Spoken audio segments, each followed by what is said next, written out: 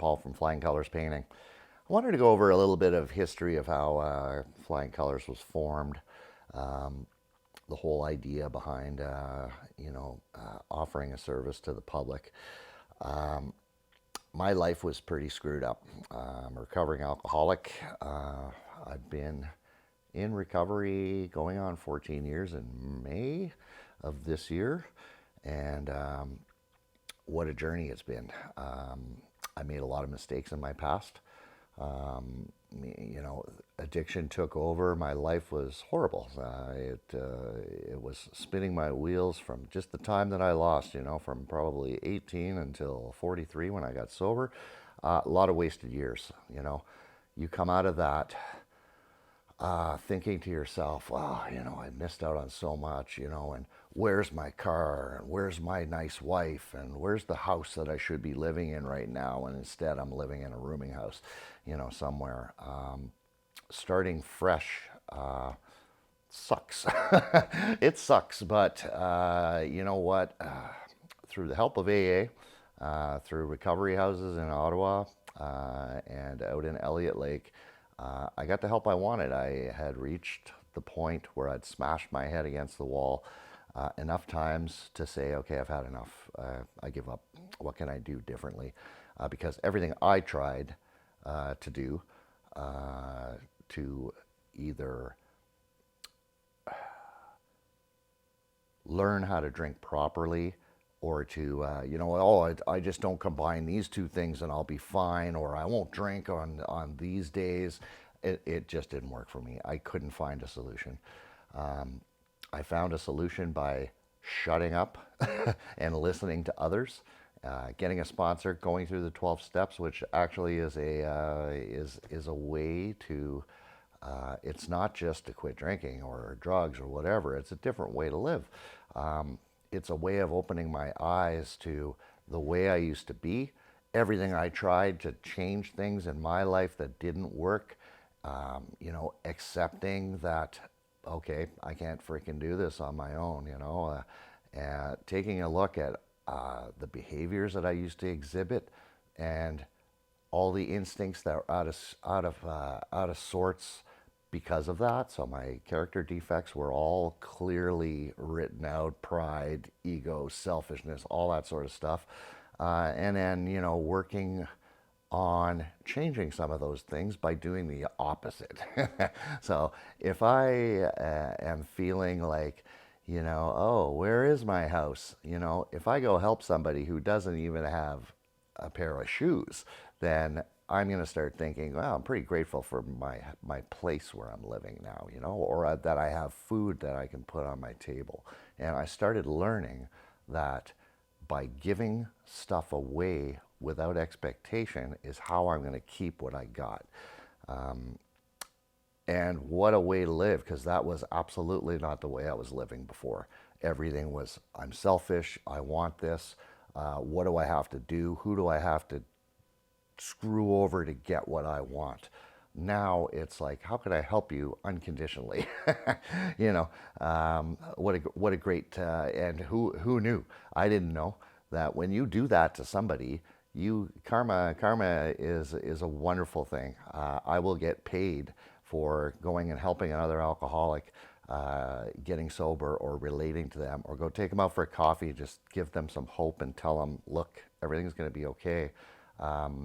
I get paid. I get paid like you wouldn't believe from that, just from the quality of life that I get to enjoy, and some of the choices that I have, today are miraculous. I would never have thought that this was the way that life is, and I accept now that this is great. This is life as long as I continue doing these activities. So when I got sober in 2009, it was like, okay, my nights I used to drink my face off, and it was every waking moment was thinking around, what am I going to do? How am I going to get this? So you get sober, and now what do you do? So, threw myself into meetings, threw myself into my business, and I was hungry. I was eager to make a new start. I started out by putting flyers. I made a flyer. I put it in a plastic little report cover. I cut little tabs off it, and I put it at every single telephone pole in the glebe in Ottawa. And people were walking their dogs or pulling off little tags at the corners. You know, everywhere there's wood, I stuck something. I was plastered all over the glebe, and I got a job. And then I got another job, and then I got a road sign, and I built a little cedar sign that I put out in front of people's places with little business cards hanging off it, and I would get more work, and then another work. As long as I was doing the next right thing, I would continue to build a reputation of integrity, which I never had before. My word meant shit before. Now it's starting to carry some weight. It's like, oh, you said you'd be here at 6, you're here at 5 to 6. That's awesome. You know, that's great. That's very unusual. And I said, okay, that's unusual. Let's start doing that more. You know, show up when you're going to show up. Or if, hey, you're in traffic and you're going to be late, text them. Or, you know, call them and say, listen, I'm running 10 minutes late. I'm stuck in traffic on the Queensway. You know how refreshing that is? Being on the other side of things now where I am, a contractor wanting some contracting work done at my house, I can tell who's going to be flaky right away just by the way they answer the phone, the professionalism that they carry, and their integrity and their word. Because at the end of the day, that's all they have. It's just some guy saying he's going to do this for this amount of money, and is he? I don't know. Did he show up on time? I don't know. How is he? Is he dressed professional? How's his business looking? That sort of thing. So, I learned through showing up. Just showing up makes all the difference in the world. I've gotten jobs by, well, you're the only guy that showed up. It's like, oh, that's great. Awesome. I'd love to help you. And, having that attitude, having that positive outlook and attitude in life and in sobriety goes so far because, 12 steps in AA for myself is not how to not drink. It's, what do I do what's my coping mechanism? Instead of reaching for a drink, how am I going to solve this issue?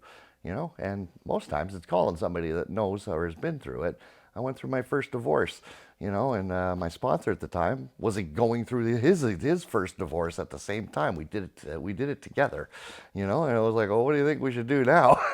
It's like I had that, and then we went and talked to somebody who'd already been through a divorce or leaving his wife, and there's people know stuff, and why wouldn't I tap into something like that and find out what they did?